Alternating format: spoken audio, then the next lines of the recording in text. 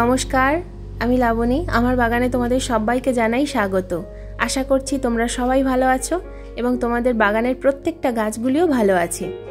আজকের আমার ভিডিওর বিষয়বস্তু হলো গোটা শীতকাল জুড়ে এই পুনে ভ্যারাইটি, ব্যাঙ্গালোর ভ্যারাইটি বা যে কোনো হাইব্রিড ভ্যারাইটির গাছে কী পরিচর্যা করলে আমরা প্রচুর পরিমাণে ফুল পেতে পারবো সেই নিয়েই আজকের আলোচনা করব।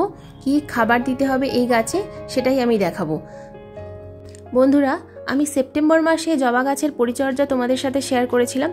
আজ দেখাবো অক্টোবর মাসে কি পরিচর্যা করব, গোটা অক্টোবর মাস জুড়ে কতবার খাবার দিতে হবে এবং কি খাবার দিতে হবে সেটাই আজকের আমি দেখাবো। এবং এই জবা গাছের বিভিন্ন রকম রোগ পোকা এবং সেই রোগ পোকার কিভাবে আমরা প্রতিকার করব সেই সম্বন্ধে আলোচনা করব। তো বন্ধুরা, বারবার নিম্নচাপ এবং বৃষ্টির কারণে আমাদের টবের মাটি কিন্তু শক্ত হয়ে জমে যাচ্ছে। আমাদের জবা গাছের পাতা হলুদ হয়ে যাচ্ছে এবং ফুলের কুঁড়ি ঝরে যাচ্ছে। এই বারবার নিম্নচাপ এবং অতিরিক্ত বৃষ্টির কারণে গাছে কিন্তু ঠিকমতো পরিচর্যাই করাই যাচ্ছে না। সব সময় বৃষ্টি হচ্ছে, গাছে কি খাবার দেব, কি পেস্টিসাইড স্প্রে করব, কিছুই করা যাচ্ছে না। আবার ওয়েদার রিপোর্ট যা বলছে সামনের সপ্তাহের দিকে নাকি আবার নিম্নচাপ আসতে চলেছে। তো এই মুহূর্তে যখনই আমরা খেয়াল করব যে বৃষ্টি থেমেছে, তো আমাদের কিন্তু গাছের মাটি সামান্য শুকনো হলেই গাছে খাবার প্রয়োগ করতে হবে। তাহলেই কিন্তু আমরা গোটা শীতকাল জুড়ে ফুল পাবো। বন্ধুরা, এখন কিন্তু আমাদের টবের মাটি সব সময় ভেজা ভেজা অবস্থায় রয়েছে, কারণ প্রায় সব সময়ই বৃষ্টি হচ্ছে।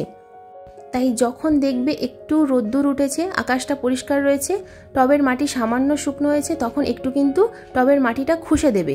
আর পারলে একটু রুট ট্রিটমেন্ট করে নেবে। রুট ট্রিটমেন্ট করার ভিডিও আমার চ্যানেলে রয়েছে, তোমরা গিয়ে দেখে নিতে পারো। তো বন্ধুরা, এবার আসি টবে খাবার দেওয়ার কথায়। তো দেখো বন্ধুরা, খাবার দেওয়ার আগে টবের মাটিটা একটু সামান্য পরিমাণে খুশে দিতে হবে। আমি প্রথমেই বলেছি টবের মাটি মাঝে মধ্যে একবার করে খুশে দেবে।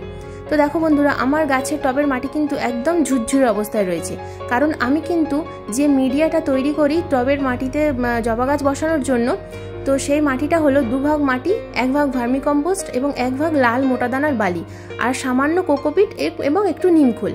এই সবকটা উপাদান একসাথে মিশিয়ে কিন্তু আমি টবের ড্রেনেজ হোলটা খুব ভালোভাবে বানিয়ে তারপর গাছটাকে প্রতিস্থাপন করি। তাই আমার টবের মাটি দেখো সব সময় ঝুরঝুরে অবস্থায় রয়েছে। যতই বৃষ্টি হোক না কেন, টবের মাটি কিন্তু কখনো কাদা কাদা বা চিপচিপে হয়ে থাকে না। যদি টবের ড্রেনেজ সিস্টেম না ভালো থাকে তাহলে কিন্তু অতিরিক্ত বৃষ্টিপাতের জল জমে গিয়ে রুট খারাপ হয়ে যাবে। তো দেখো বন্ধুরা, আমার কিন্তু মাটিটা খোসা হয়ে গেছে এবং মাটিটাকে আমি বাইরে বের না করে গাছের গোড়ায় একটু উঁচু করে রাখলাম। তো দেখো বন্ধুরা, আমি খাবার এখানে কি নিয়েছি, এখানে আমি নিয়েছি 2 মুঠো পরিমাণ ভার্মিকম্পোস্ট। তারপর এটা যেটা দেখাচ্ছি দেখো সাদা রঙের, এটা আমি নিয়েছি এখানে ক্যালসিয়াম নাইট্রেট। ক্যালসিয়াম দিলে গাছের কিন্তু কাণ্ড শক্তিশালী হয়, মজবুত হয়। তো এবার দেখো এটা দেখাচ্ছি, এটা হাফ চামচেরও হাফ চামচ আমি এখানে নিয়েছি ডিএপির দানা, কয়েক দানা ডিএপি। আর এখানে নিয়েছি দেখো বন্ধুরা 1 চামচ পরিমাণ, 1 টেবিল চামচ পরিমাণ নিমখোল। আর এখানে নিয়েছি সাদা রঙের, এটা হলো SOP, সালফেট অফ পটাশ। এখানে তোমরা মিউরেট অফ পটাশও নিতে পারো। এটা আমি এখানে নিয়েছি 2 গ্রাম পরিমাণ, আইসক্রিম চামচের 1 চামচ। আর এটা হলুদ রঙের যেটা দেখতে পাচ্ছ, এটা হলো একটা অনুখাদ্য, অ্যাগ্রোমিন ম্যাক্স। এটা কিন্তু গাছের প্রচণ্ড দরকার। তো বৃষ্টির জলে অনুখাদ্য রয়েছে, তা সত্ত্বেও আমরা কিন্তু বাইরে থেকে অল্প পরিমাণ অনুখাদ্য প্রয়োগ করব গাছে, কারণ গাছের পাতা এই সময় একটু হলুদ হয়ে যাওয়ার চান্স থাকে। তো দেখো সবগুলো আমি একসাথে ভালোভাবে মিশিয়ে নিচ্ছি। এইভাবে ভালোভাবে মিশিয়ে নেওয়ার ফলে গাছের রুট কিন্তু চারিদিক থেকে খাবারটা গ্রহণ করতে পারবে এবং সেই খাবারটা গাছের শিকড় গাছের পাতায় পাঠাবে। তবেই না গাছটা ভালো থাকবে। গাছ শুধু বসালেই হলো না বন্ধুরা, মাসে মাসে কিন্তু অন্তত 1বার 2বার খাবার দিতেই হবে। 2বার করে দিলে ভালো হয়। যাদের হাতে সময় নেই, 1বার অবশ্যই দেবে খাবার। খাবার না দিলে টবের গাছ কখনো ভালো থাকে না, আর গাছে ফুল ফল কিচ্ছু হয় না। খাবারটাই হলো আসল। তো দেখো বন্ধুরা, খাবারটা পুরোটা আমি এখানে এই যে ফাঁকা অংশটা করেছিলাম সেই ফাঁকা অংশ আমি পুরোপুরি ফিল আপ করে দিলাম। এবার যে মাটিটা ওপরে উঁচু করে রাখা আছে, সেই মাটিটা আমি এবারে খাবারের ওপরে ভালোভাবে চাপা দিয়ে দেব। এবং আমি আজকে কিন্তু আর জল দেব না, গাছের মাটি প্রচুর পরিমাণে ভিজে রয়েছে, আবার যে কোনো মুহূর্তে বৃষ্টি আসতে পারে, আকাশে প্রচুর পরিমাণে মেঘ জমে রয়েছে, তাই জল দিলাম না। তোমরা খাবার দেওয়ার পর যদি দেখো টবের মাটি প্রচুর পরিমাণে শুকনো হয়ে গেছে, তাহলে জল দেবে ভরপুর পরিমাণে। আর জল এখন দেবো না, কিন্তু যদি বৃষ্টি না হয় তাহলে আমি বিকালবেলা এই গাছে জল দেবো। এখন সকালবেলা আমি খাবারটা এখানে গাছে দিচ্ছি, তো বিকালে দেবো জল। তো দেখো বন্ধুরা, এবার পোকামাকড়ের কথায় আসি। রোগ পোকা তো আমাদের গাছে লেগেই থাকে, সব সময় গাছ থাকলেই রোগ পোকা থাকবে। তো এটা হলো একটা জৈব কীটনাশক সুপার সোনাটা। এই সুপার সোনাটা আমরা 1 লিটার জলে 2 ml নেব। এই যে উপরে ঢাকাটা দেখতে পাচ্ছ, এর উপরে কিন্তু একটা মেপে নেওয়ার জন্য দাগ করা দেওয়া আছে। তো সেখান থেকে আমি 2 ml নিয়ে নিলাম এই ঢাকা মেপে। তো এই যে 1 লিটার জলের মধ্যে আমি 2 ml জল দিয়ে দিলাম, এই ওষুধটা দিয়ে দিলাম। তো এটা 2 লিটারের একটা স্প্রেয়ার বটল। তোমরা 2 লিটার যদি নাও তাহলে 4 ml ওষুধ নেবে। এবার স্প্রেয়ার বটলটা ভালোভাবে ঝাঁকিয়ে নেবে, নিয়ে ওষুধটা জলের সঙ্গে খুব ভালোভাবে মিশিয়ে নেবে এবং প্রত্যেকটা গাছে ধরে ধরে কিন্তু এই পেস্টিসাইডটা দিয়ে দেবে। আমি এটা সকালবেলা দিচ্ছি, যে কোনো পেস্টিসাইড বিকালবেলা দেওয়ার নিয়ম। যেহেতু এখন প্রায় সব সময় বৃষ্টি হচ্ছে, তাই সকালবেলা আমি এই কীটনাশকটা ব্যবহার করছি। এটা দুপুরবেলা চড়া রোদে একেবারেই দেওয়া যাবে না, হয় সকালবেলা নয় বিকালবেলা। এই সুপার সোনাটা পিজিআর এবং কীটনাশক দুটোর কাজ কিন্তু একসাথে করে।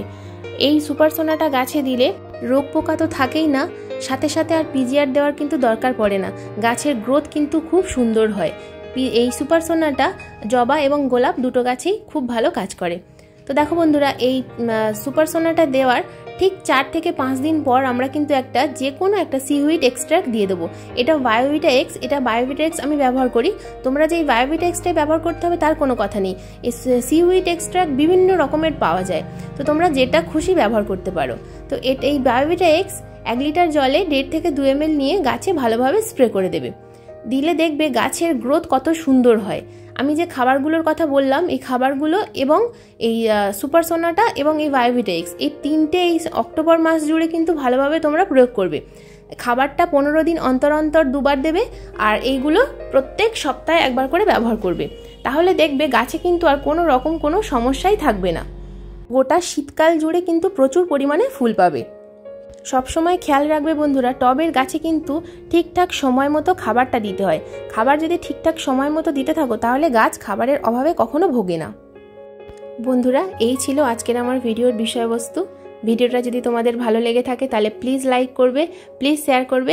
সোম থেকে শনি ঠিক বিকেল 5টায় প্রত্যেক দিন নিত্য নতুন ভিডিও দেখার জন্য কিন্তু আমার চ্যানেলটাকে সাবস্ক্রাইব করে পাশের বেল আইকনটাকে অবশ্যই প্রেস করে রাখতে হবে।